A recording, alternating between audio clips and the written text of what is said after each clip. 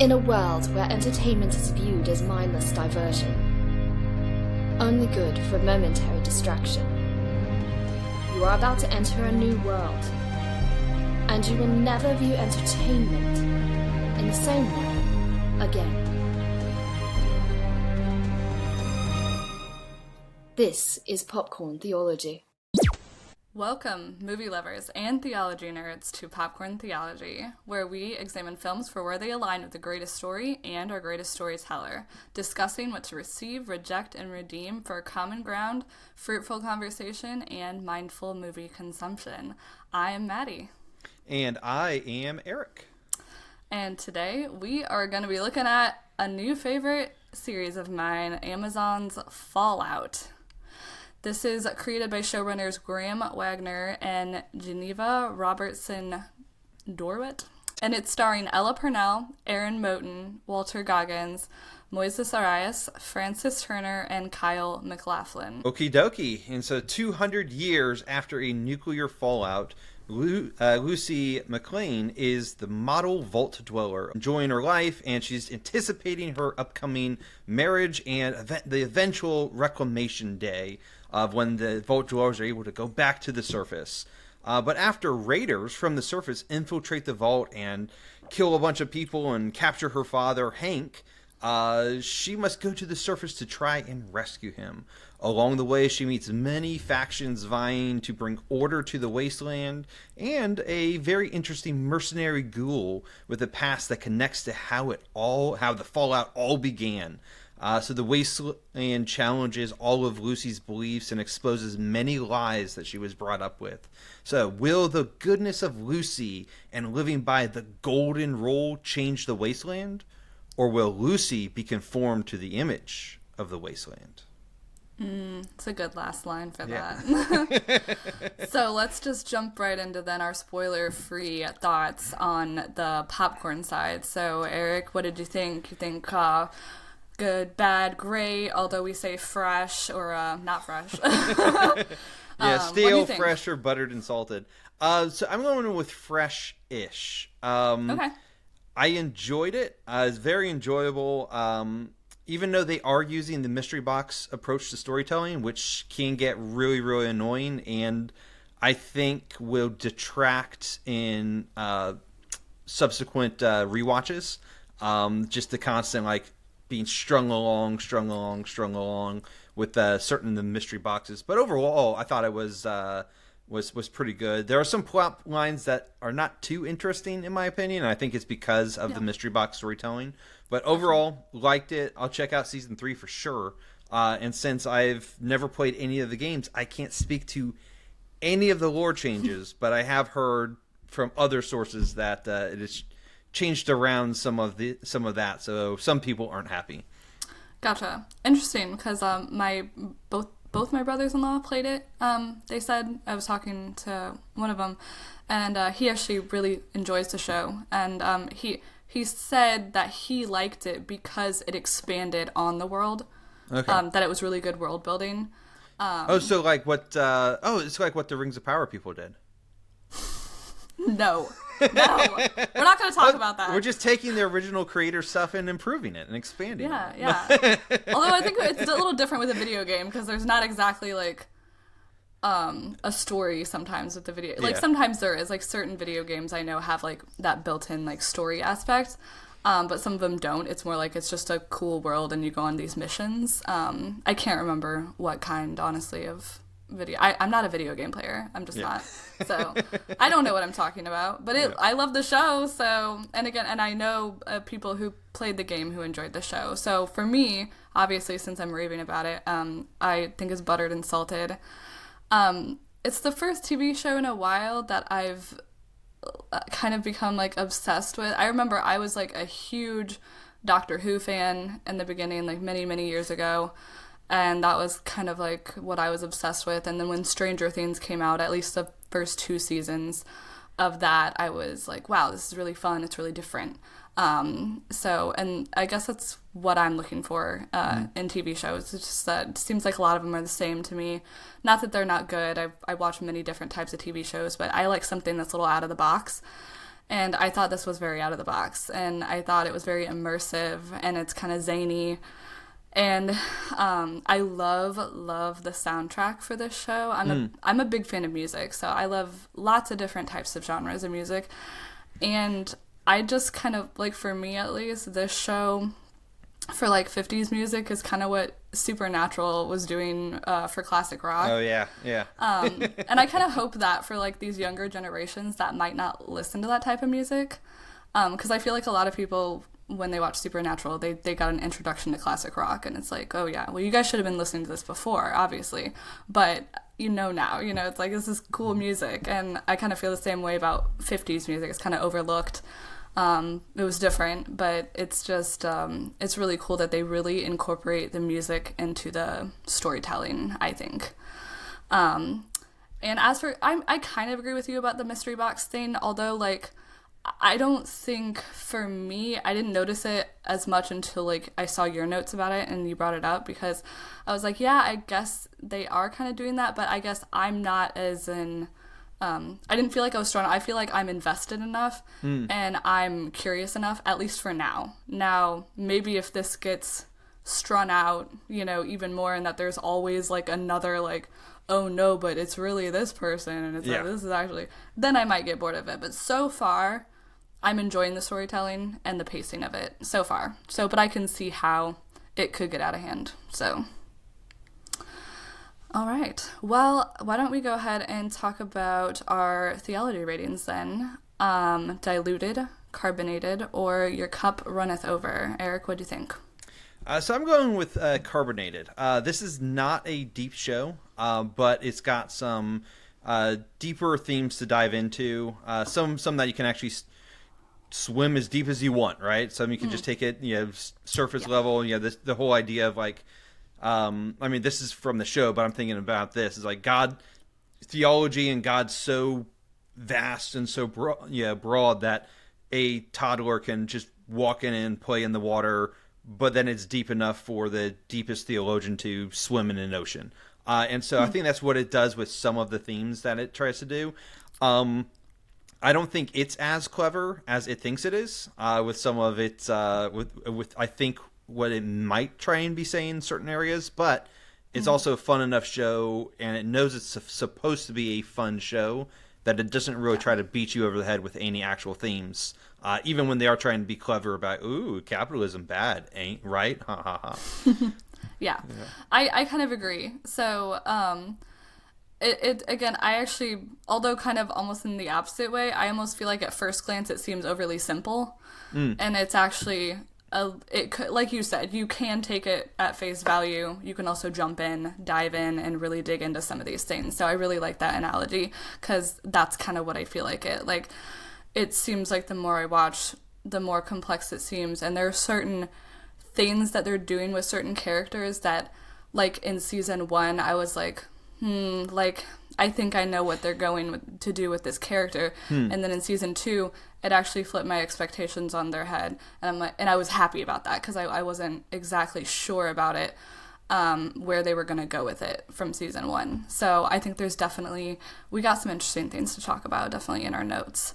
I thought Miles actually had a really great, again, non-spoilery summary in our chat. So I'm actually going to read what he said, because he said he was actually talking to his son about the show, and his son is not allowed to watch it yet. That, we will say, this is a very violent show. Oh, very violent show. Just so you know. But anyway, he was saying that, he said it's like the whole, if the whole world was Sodom and Gomorrah, everyone doing what was right in their own eyes, and there's a hero, Lucy, who tries to live by the golden rule. And the golden rule is like what Jesus taught. And then there's another guy who used to live like that, but he's experienced so many bad things that he's become mean. Yes. And I like how he summarized that. So, and again, we're going to talk about these characters more in depth after we get past our spoiler warnings. So with that, I think Eric's going to give us some promotion stuff here. Yeah, so we want to encourage everyone to like, share the episode, tell your friends, you know, really help that broaden that conversation. I mean, we love the algorithms, we love all that sort of stuff, and that helps it. But honestly, we prefer the conversation. We love to have the conversations with people. So comment. Really, we prefer comments over everything, so would love that. Want to hear more? Definitely subscribe here, YouTube. Follow us on any of the social medias. We're everywhere. One quick way you can support the podcast is rate and review. It, again, helps with that algorithm, helps to get the reach out further. And lastly is donating a few dollars a month as a patron saint. Right now, one of the big benefits that we have for our premium seating members is David went and he recorded on all of the Harry Potter episodes. So he has them all recorded, and premium seating members get them all now. Everyone else is going to have to wait probably another 8 months from this before the last one is finally released. He's really only doing like one a month. So if you want to go ahead and get that Harry Potter conversation and info, go ahead and become a premium city member. So with that, we'll go ahead and seek shelter in the vault while the fallout of the ads happens. Up in the sky, look! It's a bird! It's a plane! Cinemagog, The Marvelous Era. James Harleman here, the cinema guy, announcing the sequel to my first book on film and faith. Let's face it, entertainment has changed dramatically since the first book published in 2012, and comic book characters and franchises are everywhere. So I decided to set my sights on superheroes and examine the evolution of Hollywood in this follow-up to the first Cinemagog book. For example, what does Loki tell us about culture's view of God? Why does the Marvel Cinematic Universe and the Infinity Saga continually align with biblical themes? In the Marvelous Era, I review each film and show not only how the individual movies express gospel parallels, but each phase essentially reveals a multi-point sermon. I also explore DC, Star Wars, the Monsterverse, and more. Without compromising scriptural truth, we can sift these stories and discover how we might reject, receive, and redeem ideas for personal reflection and Christian conversation. Also, has Hollywood's messaging gotten worse? The book explores ways these marvelous mythologies correspond with conversion, Christian living, church history, and Reformation, but I do also highlight what has been the entertainment industry's darker, indoctrinating decade, as well as toxic fandom and the dangers of immersion in pop culture that just might drown us spiritually if we're not careful. So suit up, assemble, and join me on a journey to the Infinity Saga and beyond. Cinemagog, The Marvel Us Era. Now available on Amazon.com in paperback, hardcover, and Kindle editions. All right. And we're back, and we are dropping the spoiler warning as we dig deeper into Fallout. So, it is time for our very spoilery popcorn thoughts, Eric. So what do you think? Okay, so these are kind of... I didn't get a chance to go through all of my notes 100%, so these are kind of a little bit more freshish off the top of my mind, but I had gone with fresh-ish. It's enjoyable, but it definitely has some flaws that I think will become a lot more noticeable on any rewatches. I watched the first, I want to say 4 episodes of season 1 when it first released, and for whatever reason, I dropped off. I think I had canceled my Amazon or something like that. And so when I restarted it, I started from episode 1, and I started noticing a couple potential inconsistencies down the line, just having rewatched those first couple episodes. So I enjoyed it, but I think it was interesting. One thing that I did not, and this is more of just an editing type of thing and how everything flows, and one of my critiques when it comes to like the mystery box type of thing is the constant amount of flashbacks that in the end didn't actually reveal any new information. Like, we kept jumping back, and it would be a 5 to 10 minute segment, and then it'd jump back forward, and it was cool. It helped broke everything up, but there were several times that happened where there's no real information, no new information that had actually been learned. And I know they were building, but I almost would have preferred, hey, here's a whole hour-long episode that takes place 200 place 200 years ago, and then you can watch everything instead of, again, that mystery box approach where they're literally padding out every single episode with that. And then the other one, this one honestly kind of irked me, and I talked to my wife about this, is the constant detours back to the vault and getting no new information from it. Yeah, I would agree. Nothing has actually happened in the vaults since episode 1. Mm-hmm. I mean, the brother has done his thing. I mean, like, there's plot points and stuff, but nothing actually has been done. No real information has actually come from it. We found out about when the brother got to the surface in beginning of season 2, and he found out about this virus that's this evolutionary virus. We found that out about that on like episode 2 of season 2. By the end of season 2, we still have no idea what it is. Yeah. But it's been mentioned a couple times, and now the season ends with initiate phase 2. And it was really just whole like that's what I talk about, this mystery box approach. It's like it ends on this cliffhanger where like, ooh, I'm going to tune in for season 3 just so I can do it. Yeah. But did you actually learn anything, or were you just strung along? It's like gambling when you win like a $5 hand. You're like, yeah, even though you just sunk $20 into it. And so those are kind of my things. Those I'll finish up my negative side, quote unquote. I preferred the Ghoul when we first met him in the first couple episodes, before they made him essentially the POV character for the flashbacks. That's really the part that I didn't like. I liked the fact that he was 200 years old, was all this, but I didn't like that in a way he was really kind of an unwitting participant in some regards to the things that started off the whole fallout. I liked it that I would have just preferred that he was just a former movie star who turned into a Ghoul 200 years ago, and he's trying to get his life back, through all the influence of Lucy, versus he was actually an integral part of how everything was 200 years ago. And so those are the things that bugged me. But overall, it was a fun show.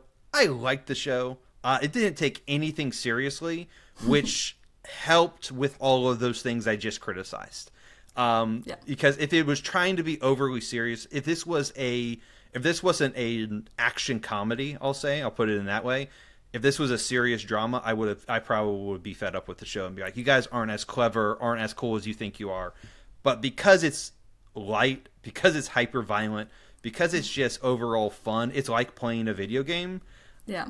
It's stupid, contradictory digs against capitalism and some of the other stuff that it thinks it's talking about in real life.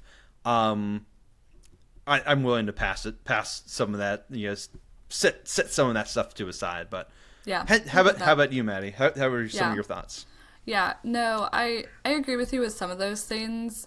So basically what you're saying about the Ghoul is like you just don't like the fact that kind of like there's too many ties to everything, basically. Yes. It's like it's all tied together. He's an so I'll use this. He's an anchor being, or he's a what this is one of the issues with people have talked about with Star Wars. Like, everything revolves around the Skywalkers. And it's type of thing like that, where it's like, all right, this Ghoul, Walton Goggins, he was a famous movie star 200 years ago. He had his thing. He gets turned into a Ghoul because of the fallout, all this sort of stuff. And it just happens to be that he was also the person who gave the infinite energy device to the Enclave, which he thought he was giving to the president. Just happens to be that his wife was the one behind all of some of this other stuff, or so he thought. And then that's how I think I can forgive it, is because of his wife. Like, he was famous people often marry each other. It's like, obviously, she was in a very high position in that company, and he was a famous movie star, and he kind of got caught up in it. So I don't know. For me, I guess I can believe it. So, but also it's such a zany world that, like, of course, it's kind of one of, like you said, like, it's so fun that it doesn't really matter at that point. It's just like, this is their world, and it's just kind of everything is like that. But I see what you mean, like how literally everyone is connected in some way, rather than they kind of naturally come together in some way, rather than they were all tied together beforehand. So I can see that.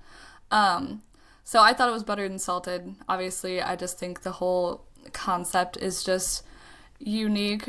I love like costume designs and the world building, the music, like I talked about. And I kind of said before that I feel like a lot of TV shows, especially lately in the past couple of years, except for maybe stuff like Stranger Things, It's just like, I always feel like it's just dark, gritty dramas and realism, you know, these crime thrillers, which are fun. I'm not saying I don't enjoy them, but it seems like that's all there is, and there's nothing like this level of like just quirkiness, and you're like, wow, like what is this? Like basically the main question that this is based on is like, what would happen if the nuclear fallout happened in the 1950s? Yeah. And it's like, oh wow, what a cool world that we could build from this. And just with just the almost a Jefferson's 1950s though, because there is outlandish technology, just so everyone knows. Yeah. But that's the fun of it. It's what the 1950s thought the year 2000 would be. Let's just put it that way. Exactly. Yeah, and that's what makes it fun. It's like, this is basically what people in the 1950s thought that the future was going to look like. Yes. And that's exactly what they do, which is a really fun concept because, of course, when you go back in time and you see what, you know, I think people thought we would have flying cars by now, guys, which, I mean, we probably do somewhere. I'm sure the government is hiding, you know, the flying cars somewhere. But, you know, people thought by the year 2026, we'd all be in our flying cars and, you know, walking around in space and living on the moon, probably. And that's kind of what this show does, like what they thought that we would be doing, and like robot, you know, these robots running around with like English accents and personalities that are acting as our butlers and stuff like that. So it's just and very fun. Politely going to dismember you. Yes, but that's after the fallout, not before. Before they used to be nice. But yeah.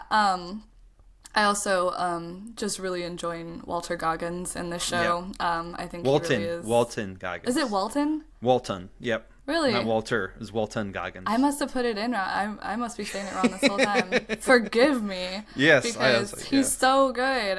And I just, he's definitely the backbone of this entire show. He really carrying it at this point. He's such a good actor, and I've never actually finished the show Justified, but he was so good in the pilot episode that his character was supposed to be killed off, and they then eventually turned him into I love that. Turned him into the main villain. Really at the end of it, but he is a fantastic actor. I think truly underrated when it comes to everyone out there right now. I need to watch more stuff with him in it, because I think the only other thing that I'd ever seen him in besides this was it was actually like this weird, quirky, violent Santa Claus movie with Mel Gibson and him in it. Oh my gosh, what was it called? I totally forgot what it was called.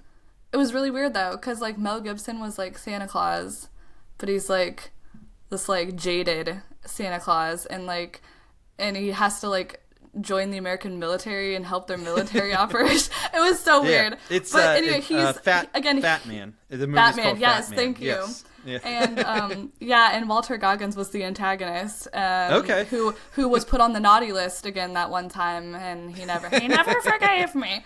But kind of after him. So, but again, he was good. He was just fascinating to watch, I thought. So, and then I started watching this TV show, and I was like, I've seen that guy before. But again, I haven't seen anything else with him in it. But I've literally just from this show, I've started watching interviews with him and stuff, and I'm a little obsessed. Me and my sisters were all like, we love him so much. So definitely need to watch more Walton Goggins. I'm going to keep saying Walter. Walton I know. Yeah. I'm sure he's gotten that his entire life. Yeah. Yeah. I mean, that's a unique name, but I like it. All right. Well, with that, why don't we get off Walton for a minute and dive into some deeper deeper theology thoughts. And I just thought I'd kind of start it out with because we're gonna do a little differently since it's a TV show. So we're gonna be talking about characters, kind of, and their arcs and all these things. So I just wanted to talk about character arcs real quick, just as like a general overview. For those of you who don't know, I actually went to film school. I have a degree in this. Makes me such a professional. But I remember I really loved screenwriting, and one of my favorite classes that I took. And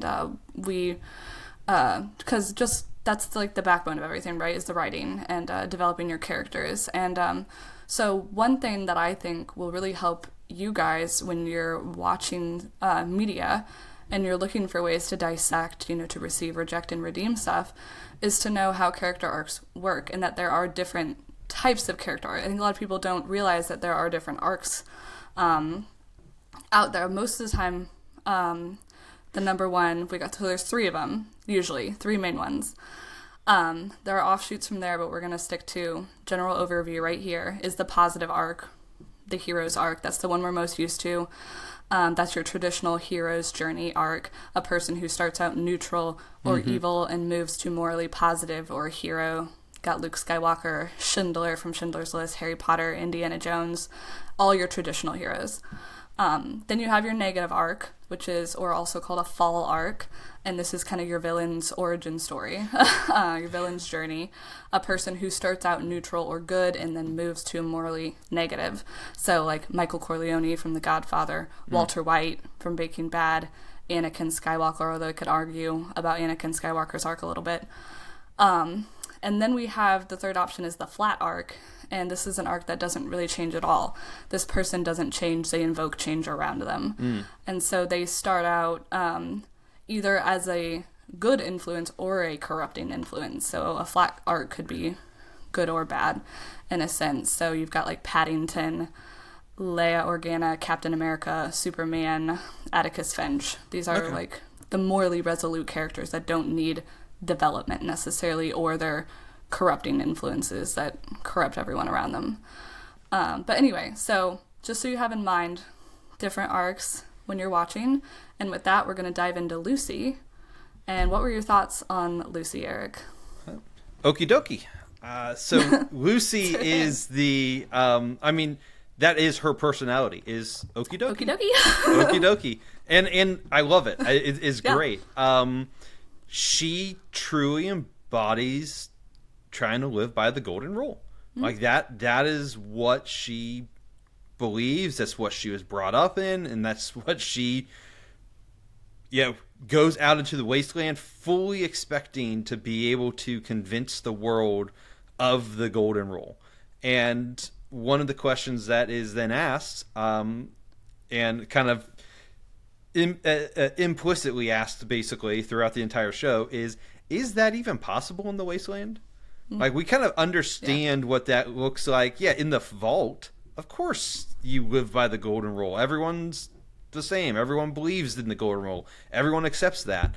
But as soon as she gets to the first town, she recognizes that there's prejudice, there's bigotry. I mean, the fact that she's a vault dweller automatically sets people against her just because. And it's like, well, can I actually live in this?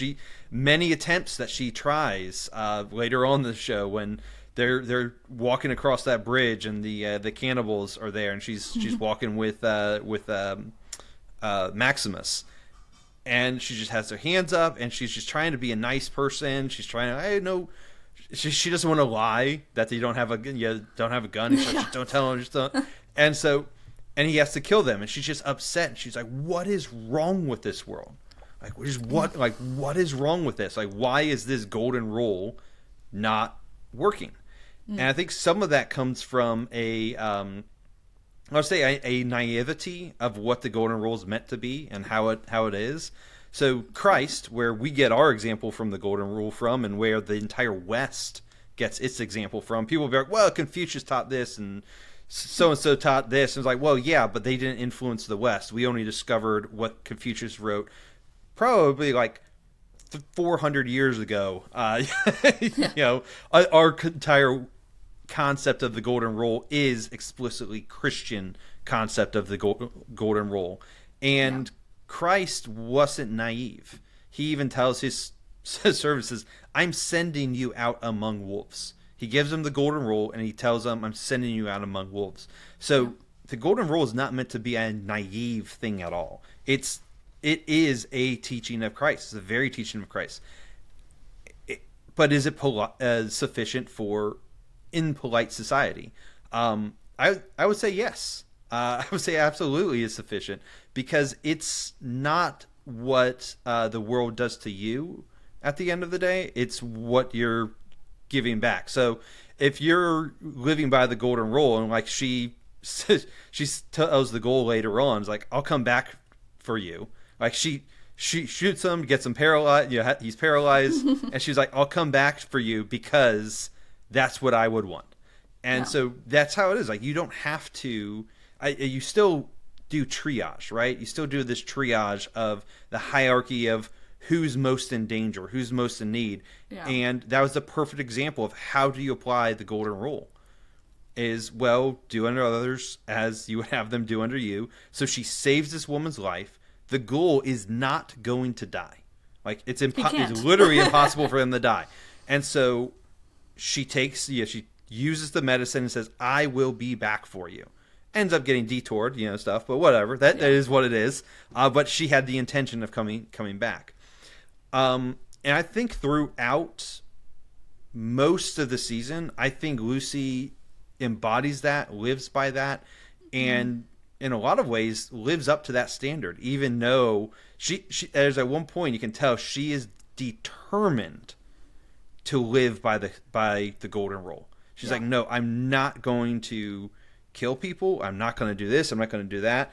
Until a little bit later on when she gets a little carried away or is finally confronted with the truth that she just can't.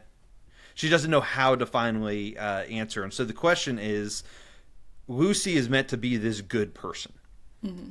And Maximus even talks about, Lucy's a good person. That's who he wants to give the unlimited energy to, is Lucy, because she's a good person and she know what to do with it. But the question is she a good person, though?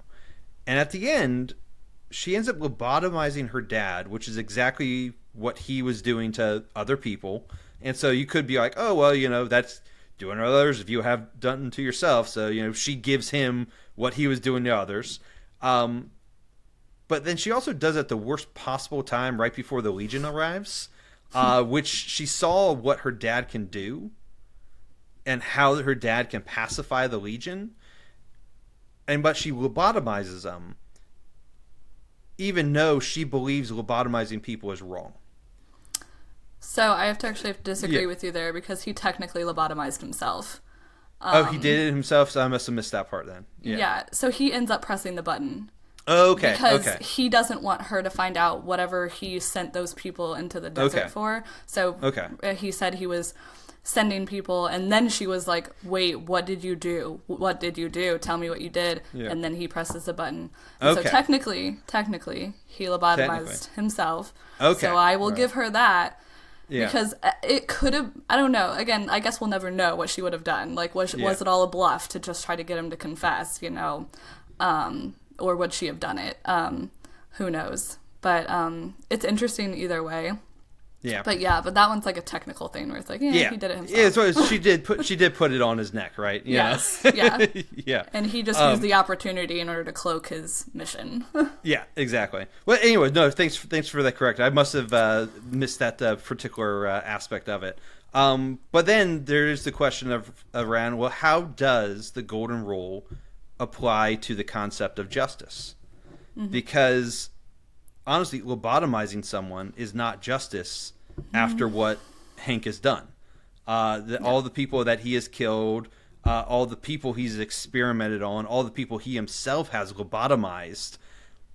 The golden rule is not meant to address those types of situations, those types of conversations, those type of situations. Because the golden rule is a human-to-human interpersonal rule.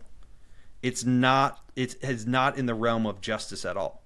Yeah. The realm of justice is in the realm of legitimate authorities exercising God's law. So me as an individual, I can believe God's law 100%, and I can see injustice going on, and I can stop it in some cases. I can stop it in other cases. I can't stop it in other cases. But again, except for the immediacy situations, I do not have the personal authority to execute anyone. I don't have the personal authority to put out any personal judgments. I can't arrest someone and throw them in jail because I'm not a legal citizens legitimate arrest. that only applies until the actual law enforcement shows up. I don't have the actual authority within myself to do that. It rests within the governing authority. And that's where there's these two tables of the interpersonal and how you relate to the to persons themselves, and then how the state and the sword interacts with the people. And you saw a little bit of this. Lucy was... Depends on how you wanted to go, whether she would have done it or not. She was going into that realm of, no, I'm going to administer justice at this point. So is Lucy still a good person? I would say it's going to depend on how you define goodness. But the golden rule at the end of the day is not the thing to be applying to situations of, well, this person's a murderer, what should I do? The standard to be at that point was, if you shed man's blood, then by man your blood will be shed. But that again is meant to be done by the actual governing authorities themselves, and not vigilantes. Someone like the Ghoul doesn't have the right to just go and kill people, even if they are bad. But I guess that then begs the question, in the world of Fallout, who is the governing authority? Do you really have one? Because that's kind of the central question, is each faction has their own kind of thing, but there really is no central governing authority. And I think, again, judging by Lucy's standards, she was going by vault dweller mentality. She was going to take him back to the vault for some vault justice. But then there are definitely which would have been him back in charge of the vault within a day. Bureaucracy at its finest, exactly. So it's like, would he have received justice at all? Probably not. And again, and that's just one of those things where, like you said, the golden rule is, the golden rule without Christ is kind of the central foil to this story. You can't have a moral rule without a moral standard. And so if you don't have a foundation, then it doesn't work. Again, like what Miles had said in his thing, everyone did what was right in their own eyes is the epitome of the world of Fallout. So Christless morality doesn't work, because if you believe in rules, because that's the main thing of the vault dwellers, they are bureaucrats, rules, everyone has rules. Who's the rule giver? Just another human guy who maybe the next guy changes the rules. It can't be arbitrary like that, which, again, this show kind of explores that in these different factions. So each camp, own philosophy, own ideas. Each one wants to remake the world in their own image, but which one is the right one? And I think that's ultimately where this show will fail, because I don't think they can get the right answer without God and religion. So they've already established that not all roads lead to Rome. But I think they're going to have a heck of a time trying to make the audience believe that there is a right one. It's like when the NCR, right? So the NCR, the New California Republic. They were founded by Moldiver, right? Or they were a spinoff from Moldiver. Yes. And so they're the ones that invaded her vault and killed a lot of innocent people just to get Hank. And so I get then what does she say about the Legion? I forget. I get it. They're torturing, raping, hanging people on crosses versus, and the other one's just vaguely evil. Just vaguely sus or whatever. And it's true. It's like, the Legion's definitely not the way to go. But the NCR had no problem killing vault dwellers, and no problem doing some of this other stuff. We don't know the whole context of the NCR and what it looked like and stuff. But I think they'll explore that more hopefully soon. But it is when you don't have this standard, an actual objective standard, and that's where it's like when Christ gives the golden rule, it's in the context of everything else that he said, of everything else he said, but also of the nation of Israel. He's the same guy who, when asked what is the greatest law, is love the Lord God with all your heart, soul, mind, and strength, and love your neighbor as yourself. And so he's, when he says the golden rule, he's automatically should bring to mind the 10 Commandments, because that's that is the golden rule. That's the is the Ten summation. Commandments. Yeah. It's the summation. It's just the golden rule is just a pithy saying that you can have of, hey, if you don't want to be hurt, don't hurt others. Yeah. And really the Ten Commandments says, how you don't hurt others is by don't stealing from them, by don't doing this. So it's the guardrails that make people, because there's been people over the years that have said, you shouldn't live by the golden rule, you should live by the platinum rule. And the platinum rule is do unto others as they would have you do unto them. And so it's instead of like, because they say, the golden rule can be too selfish. It's introversion. Yeah. You're thinking about yourself, so you don't want to be hurt, so you don't hurt others. Where the platinum rule is saying, well, how does Maddie actually want to be treated herself, and that's how I'll treat her. Yeah. Well, that literally is what the Ten Commandments is designed to do. The positive and the negative side of the law of, hey, don't cheat on your spouse, honor the marriage bed, and then it talks about different ways. So it's always the yes, it's always the no and the yes contained within the law. Absolutely. Yeah. I want to kind of go back to Lucy a little bit here. So that's kind of who we're still talking about. Yeah. But going back to her arc kind of, because at the end of season 2, we're kind of wondering, like, is she still good? And I still am kind of operating under the idea that she actually is a flat arc still so far. But I just thought it was interesting because when I was watching the show, I was thinking Lucy is very much, when she starts out, you see her, she's your typical goody two-shoes type girl who knows all the things. And then I was thinking, like, throughout season 1, as she's encountering all this stuff in the wasteland, this evil stuff, I'm like, it's going to be the typical good girl gets corrupted. Yeah. This happens all the time, or good guy gets corrupted. Michael Corleone in The Godfather, he starts out with good intentions and then just devolves. But to my surprise, in season 2, I still feel like she's holding, like you said, she's still holding on really strongly to this idea. But I was kind of thinking about it in terms of like homeschooling. Don't get mad. I was homeschooled, guys. I did both, so don't get mad at me. But like the really sheltered homeschoolers who are then like kind of like suddenly thrust onto a college campus or something, or just out in the world, and suddenly you're exposed to all this stuff and you have no idea what to do with it. And unfortunately that happens a lot, and you will get corrupted by it because you've just never encountered it before.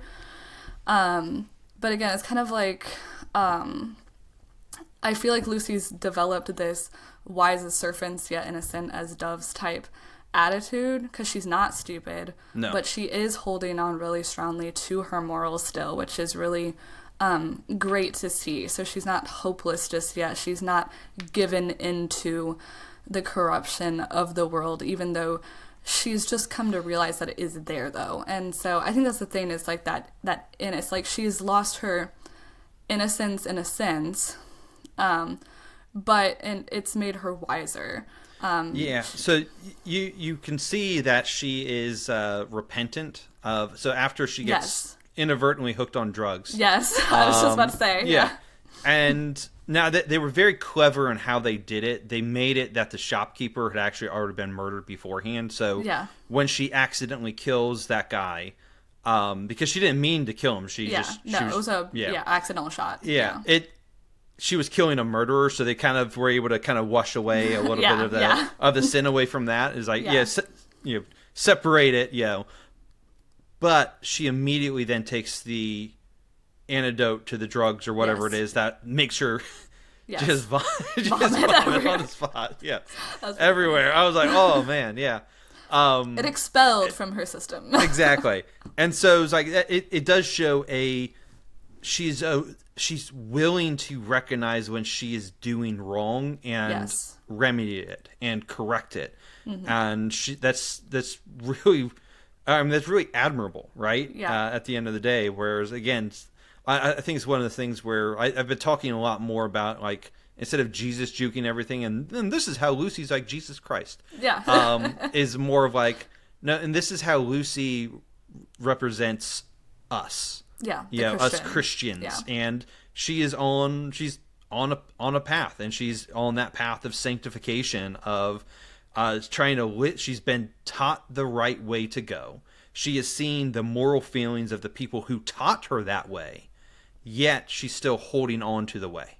Yeah. And that's something admirable right there, because how many people do you know in real life who went, well, it turned out my parents or my pastor or my so-and-so was a hypocrite, and so I walked away from the faith. It was like, so I'm sorry, whose faith was it? Was it their faith or was it your faith? And so it's really admirable for Lucy to continue on even after everything she was taught is a lie. Yeah. The vaults were not for good people. They're all experiments. I think she's starting to recognize some of that, but she doesn't understand the full scope of it. But I think she has come to realization that, the NCR may not be good. The Legion's definitely not good. The vaults aren't what they were promised to be. But this golden rule thing, there's still something to that. And that's what I'm going to hold on to.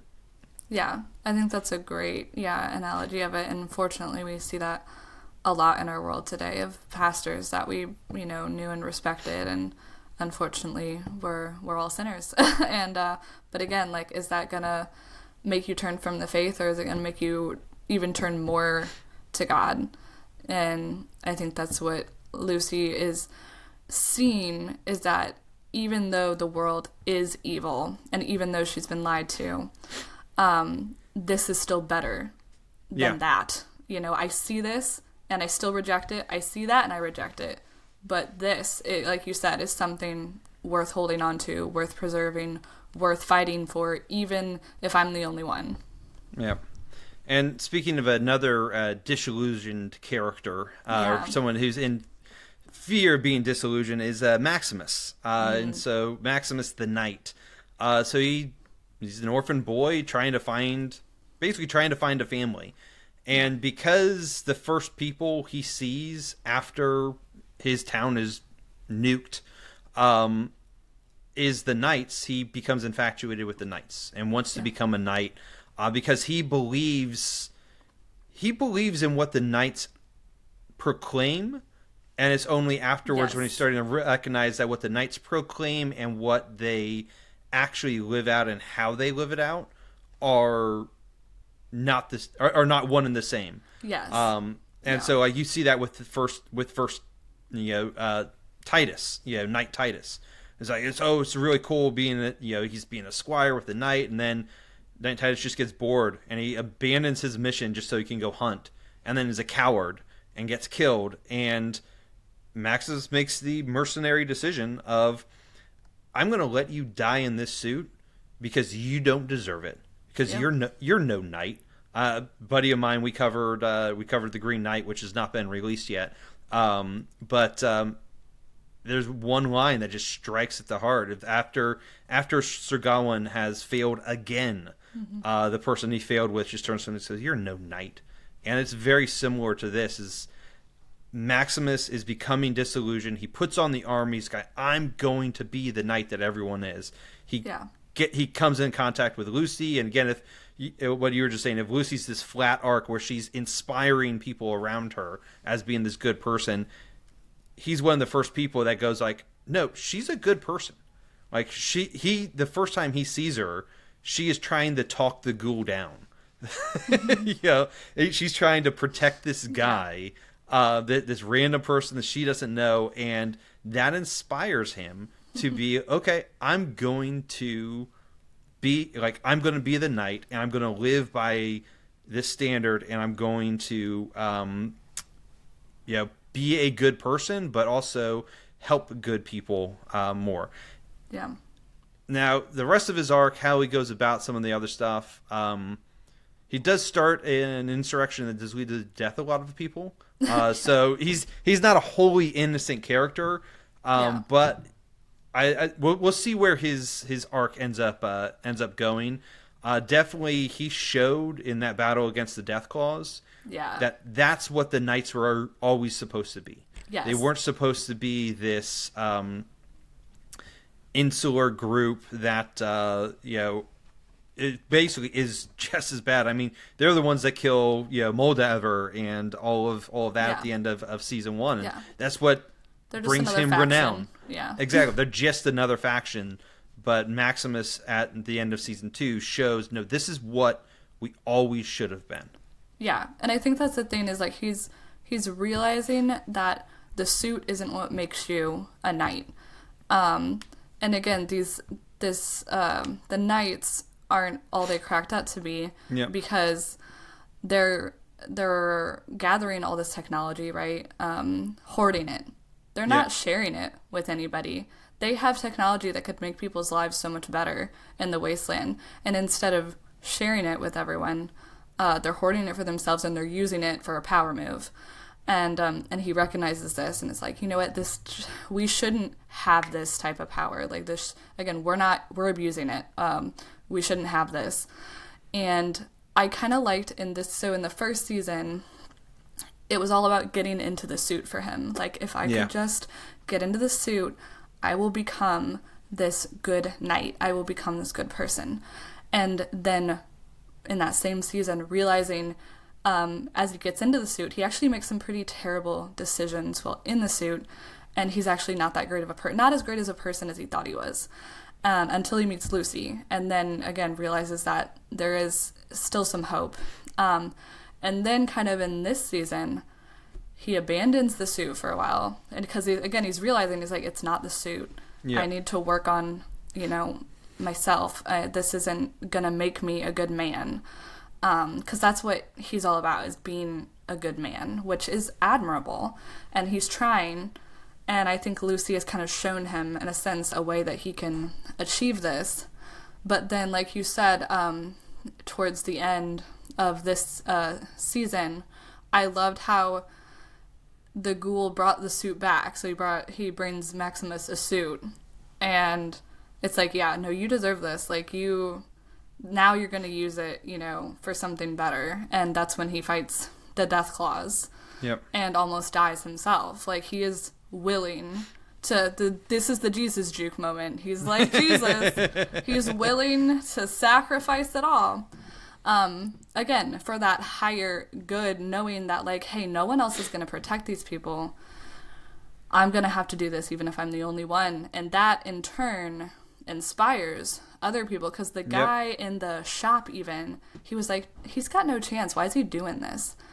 And then he is inspired, and I don't think they actually show him, but he picks up a gun, and I think he's about to go out there and help too. And then Maximus's friend, who's a ghoul now, I'm forgetting his name, but he's a really funny side character, but he also starts getting up on a building, even though he lost an arm, his arm fell off. That was great. Like, dude, your arm fell off. Like, it's okay, you can sit this one out. But he doesn't sit it out, because again, Maximus's bravery has now inspired him. It's like, no, he needs my help, even though I'm armless. I'm gonna try to shoot this thing with my foot. And then the guy in the store, he gets inspired and grabs a gun. But then again, he doesn't really have to, because then the NCR, the New California Republic, shows up and starts helping. So again, that's very inspiring. I think that's another thing that I love about Maximus, is that he's kind of got that typical hero's journey. It's starting to look like, where he's going to become this hero. And I love how so far again, you're doing good, Fallout, don't mess up. But they're not emasculating him. They're not making Lucy out to be like the badass, strong female character that's fixing everything. Again, she makes her own mistakes. And she's not this knight person, she's not, out kicking butts and taking names. So I actually like how they're kind of letting Maximus, which his name, Maximus, even if, it's just, we think of Gladiator.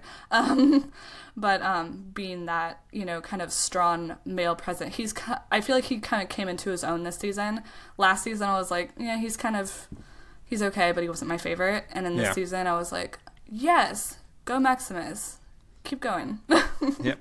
Yeah, it's this interesting thing. So with Lucy and Maximus, and then they're examples of bravery and heroics and just being good, is what starts to inspire people to change, and honestly to change their wasteland for the better. And so that kind of leads a little bit into the Ghoul, because he's an interesting character, because from the flashbacks, he's a good guy. He's a good person. But when we meet him in episode 1, he is not. He is someone who, over the last 200 years, has allowed the wasteland to change him. He turned his inner self to actually reflect what the outer self looks like. It's that old thing of like, if you constantly criticize and condemn and complain against people, like, what do those people actually turn into? Do they get better, or do they actually get worse? Well, they actually get worse because they live up to the expectation of it. So he's looking in the mirror. He's looking in the mirror and going, I'm ugly on the outside, might as well be ugly on the inside. He sees people pillaging, raping, killing, and he goes, well, might as well, at least do the pillaging part and the killing part. He sees the Legion and goes, no, I'm not gonna, that's what the world has devolved into. And so to live in this world, that's what I've got to be. And you come across it when dog-eat-dog world mentality. Exactly. When he first meets Lucy, that's exactly how he treats her. It's exactly how he treats all of them. That's why he has no problem torturing her. And she pulls her up. She's like, torture is condemned by the blah blah blah. But he's like, drowns her again. Whatever. He's like, I'm not. This isn't torture. This is bait. And it's just like, that's in his mind. That's okay. That's how you have to live in the wasteland. And it's only after he starts interacting with Lucy more that he actually starts to, I would say, hopefully reverting back to what he was before the fallout of all of this happened. Because I think one of the things that House says to him in this season is, will your wife and kid recognize you? Yeah. Will recognize the man that you've become?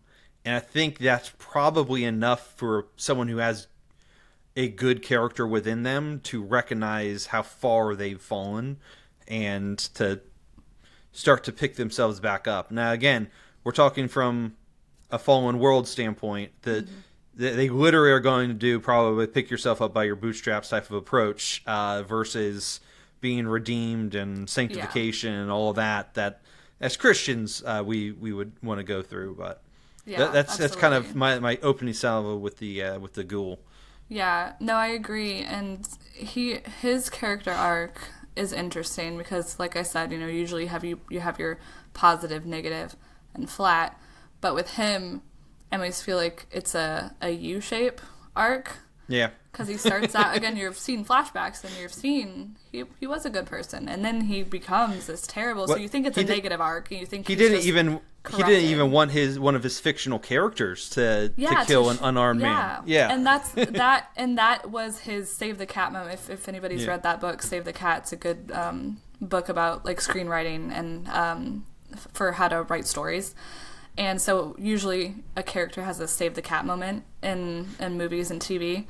And that was his Save the Cat moment. That's the moment that you're like, oh yeah, no, that's a good man. He doesn't, even though it's a fictional television show and he's an actor and they're just asking him to play this part, and he's like, well, normally I just take him to jail and then he gets justice. Like, why do I have to shoot him? And right there, you're like, okay, like there's something there. There's something in him, possibly, that's, not corruptible. So you see him, and he kind of goes through this fall arc, and he becomes pretty corrupted. He becomes the guy that he didn't want to play in that show. But then, like you said, through meeting Lucy, it's like he realizes that. So I like that instead of like ending his character journey there, which is what a lot of shows would do, like, oh, they just become corrupted and the world is evil and there's nothing we can do about it. It's teasing something different. And I do think they're going to follow through on this one, that he was a man who started with good intentions, saw the evil of the world, tested by it, betrayed by it, fell to it, but now is learning that there's still hope, that people aren't always false, and that doing the right thing, even in a fallen world, still means doing something for a higher good. So Lucy becomes his catalyst for going back to the good. And even like with his interactions with the dog, because he calls the dog meat, and he kind of likes to act like he's treating it like dirt, but he really loves it. And again, you can always tell a good person by the way they treat animals. He loves that dog, and you can tell. And it's like kind of the same thing with Lucy. Like at first, he's treating her just like everybody else, but then she sticks around. She keeps, fighting for this good and being herself, and it's like the same. He starts to kind of, she grows on him. He starts to like her and listen to her, and she's becoming this catalyst for change for him. And she's making him question his conclusions about the world, because she's forcing him to think, because he's seen her encountering these evils, and again, she's still sticking to her guns, and it's annoying to him. And he even tries to corrupt her. Like, he's the one who kind of gets her hooked on drugs. And he's kind of enjoying it. He's enjoying that she's, a fallen woman, and that she's, becoming influenced. But then I think even he starts to feel bad. He starts to realize that that wasn't something he should hope for. And I think in the back of his mind, he is thinking about, like, what if this was my daughter? Mm-hmm. Would I want her to get addicted to this? Would I revel in it, like I'm doing this? And he starts to feel bad for it, and he, gives her the antidote. He's like, here, you need to take this. You need to take this antidote. So that, I think it is interesting, his and Lucy's relationship together and his whole arc. I think we should call it a Phoenix arc, because he's rising from the ashes. Exactly. It's like, if we watch the first 200 years... it would be a fallen arc. Yes. But now watching this, it would be hopefully is a Phoenix arc. Someone coming out. Yeah. And then moving on to Norm and Vault 33. And so this is the part where a lot more of that mystery box and the story's kind of just spinning its wheels, in my opinion. It's kind of coming out. The vaults themselves, I think they could be telling some really interesting stuff, some really interesting characters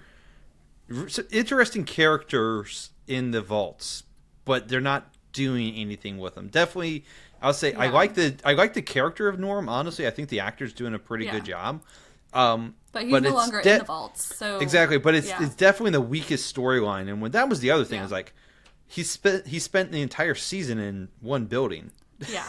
And I think I think there is major problems with the Vault storyline, and cuz I think the problem is that they took out the most interesting character, which was Norm at the time, and now he's not even there anymore, and it's like, okay, so who are we rooting for? And it's kind of Chet, but like Chet was such a weak character. He finally grew some, but but a little too late in my opinion. And the whole thing with Stephanie, like, it's interesting, but I feel like the pacing was like they started to develop her too late. I think her backstory, too late in the season, because they didn't start talking about Stephanie's backstory till like, I feel like literally a couple episodes before the end of the season. Yeah.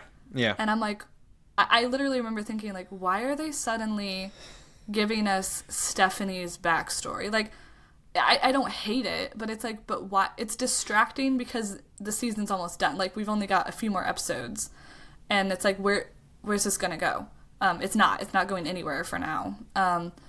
But then it's kind of tying into the whole secret plan for the vault. But again, it's like, that part of the storyline is definitely the weakest, and it's just not that interesting because I feel like they took all the interesting characters out of the vault, and so then you're just left with some side characters that were kind of quirky, but like there was nothing compelling about them. Yeah, exactly. What on the same page, which is great. But then talking about really the last main character is Hank. Yeah. And Hank is interesting because he is another one of those where he goes back 200 years, right? He was there 200 years ago when it all was happening.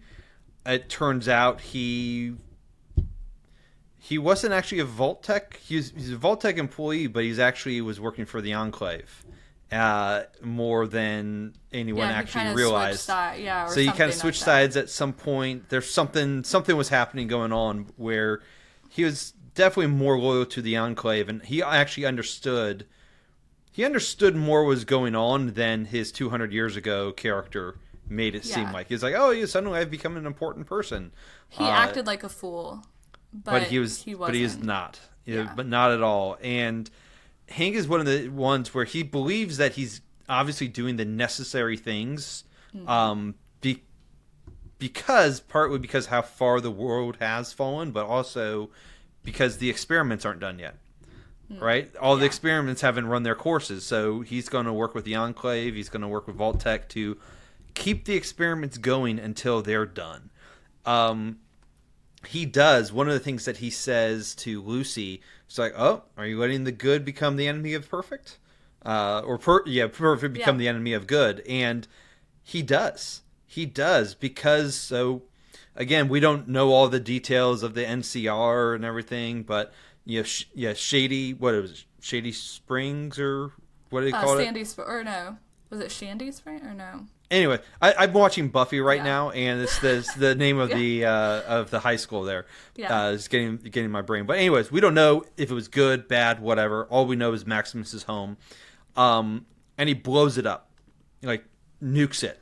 Yeah, Shady Sands there, and it's like, why did he blow it up? Honestly, we don't really know, other than maybe jealousy. Maybe he was told it wasn't part of the plan. It wasn't part of the plan at the end of the day. It was not part of the plan. And so he kills all those people because Reclamation Day hadn't come yet, or the Vault hadn't run its full experiment yet. And without it running its full experiment, his job wasn't done. Yeah. And so he went ahead and did this evil, wicked thing just to keep it going and put everyone back into line with basically the idea from the head manager was that time is the greatest thing. So like if you can just wait your enemies out. And so because there were people still alive on the surface that were building society, they weren't part of the plan. And so they needed to be wiped out so that they could have so they could have more time in the Vault to develop whatever it is that you're going to be developing.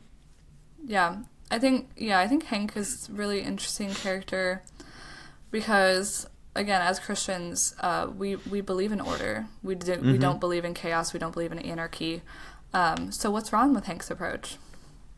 What do you think? So one, it doesn't follow the golden rule. So I mean, even within the story, but also is again going back to even with him being the manager. So right, so he is the governing authority within the vaults, right? So he actually has more authority than a regular citizen would.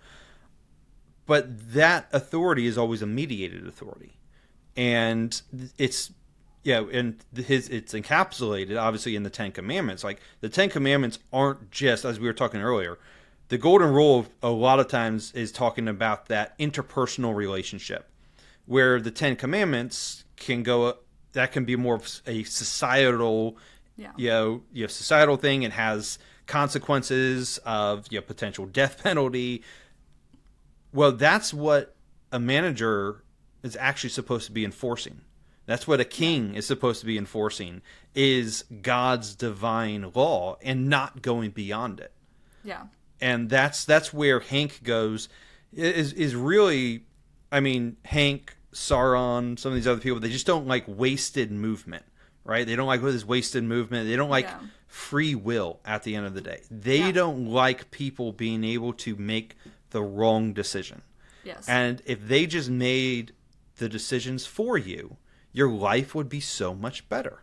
Yeah. And that's why I've always said there's only two types of politicians, and both are narcissists. One is the type that says, I can run your life better than you.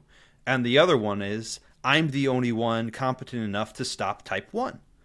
And that's really what it is that we're coming down to, is when we see these types of characters in the shows, is they believe that you shouldn't have free will. You shouldn't be allowed to make the wrong decisions, because wrong decisions waste time, they waste productivity, they don't produce the most amount of happiness. I mean, think about the amount of times, if you were forcibly prevented from sinning sometimes, how much better your life would be, right? Don't you want that, Maddie? Don't you want to be free of sin? Yeah. Yeah. Exactly. Yeah, exactly. Just And let me put this thing on the back of your neck that will eliminate all personality and all ability to go anything contrary to the plan. Yeah. And I think that's what a lot of Christians miss a lot of times. It's because it's kind of like the Pharisees' approach. It's like all these extra legal rules and things put in place to try to prevent you from doing things, but there's no grace. And again, it's like this whole bureaucracy thing, because that's what Hank is involved in, right? The managers. They're just people trained in, they're masters of policy, they're masters of forms and committees. And, you just got to make sure to dot your I's and cross your T's, and everything has a formulaic approach, like we can get through anything if we just follow these directions precisely with no nuance and, just straightforward. Again, just ban evil. And it's like, well, we've tried that. It doesn't work. And again, there's no grace in that. And again, unfortunately, sinners are going to sin, even if you put all these rules around them. And sometimes it actually causes you to sin more. Yeah. Because you're like, oh, a rule? I'm gonna break it. Yeah. So it's definitely, it's like, again, God is a God of order, and he wants order. And we do have the 10 Commandments, and we do have all these things that we should live by. But the nice thing is that he does give us grace even when we do fall. Yeah. Well, and it's the other thing where it's unity without conformity. Yes. Once you become a Christian, he conforms you to the image of Christ. Mm-hmm. But how he conforms you to the image of Christ is not by removing your personality. Yes. Not by removing your individuality. It's by turning you into a righteous and holy person. Yes. So you would be a righteous and holy Maddie, not a clone of Jesus Christ. And that's really what Hank was doing. He was making clones of the Congresswoman. Yes. Yeah, she was a wonderful woman, had incredible she was personality. Actually a good person. Yeah, she was an actual good person, and he recognized the world needs more good people. Yeah. But the problem with good people, i.e. his own daughter, is they have too much of that dang free will. Yeah. They have too much of that just gets in the way, where they get this heightened sense of justice, where I'm going to go chase my father down all the way to Vegas and try to bring him the justice. The only thing he did wrong was bring order to this world. How could you? This is why we can't have nice things. It's because of all you nice people that just want to be left alone. Yeah, that was some really great imagery of the people that he lobotomized, and even the song they were playing is called the Syncopated Clock is the name of the piece that's playing, and they're all moving in time. Yes. They're all the same. They're all doing things the right way, his way. Yes. And again, like you said, as Christians, the nice thing is that we're not all the same, and he gives us different gifts. He gives everyone gifts, but they're all different gifts. And so when you make everyone conform to this same, little cookie mold, you don't allow people to do the things actually that God wants them to do, and built them for. Yep. So just the fact that, like, I'm a creative person, and if I were stuck in a 9-to-5 job, I wouldn't be doing what God created me to do, I definitely could not do office work, because it's like, I'm not going to do that. It's not what I'm built for. It's God gave me these gifts, and I'd be wasting them if I didn't use them. So it's more about giving people, again, we were talking earlier about foundations. The golden rule is good, but only if it has a foundation. And so that kind of ties into this as well, is that we're not all the same, but we all have the same foundation. And we're all building off of that one foundation, although it's different parts. We're building this house, but we all have different jobs. We don't all have the same job, but we have unique things that we can add to this and do different things. Excellent. No, Maddie, this was an awesome conversation. Yeah. Thanks for doing. I know there's some disagreement, some of the plot points here and there with us, but no, this was a fun conversation. Absolutely. We encourage everyone that agrees or disagrees with us to comment. To comment. Let us know. Let's continue on the conversation. I know I would love to hear from some more video game people. Yeah. How you liked it, how you didn't. Although I believe even within the Fallout video game world, there is different factions within even that. Because some are like, oh no, as soon as it went to the Xbox, they changed too much. So, but anyways, we'd love to carry on those conversations. Absolutely.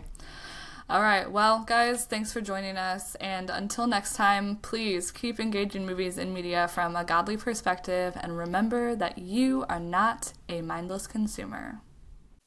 Thanks for watching this episode of Popcorn Theology. For more content, subscribe on YouTube. Follow and interact on social media to help broaden the conversation. Check out our archive of past episodes at popcorntheology.com or wherever you listen to podcasts. And consider becoming a patron saint by supporting us on Patreon, which lets you interact, influence, and enjoy exclusive bonus content.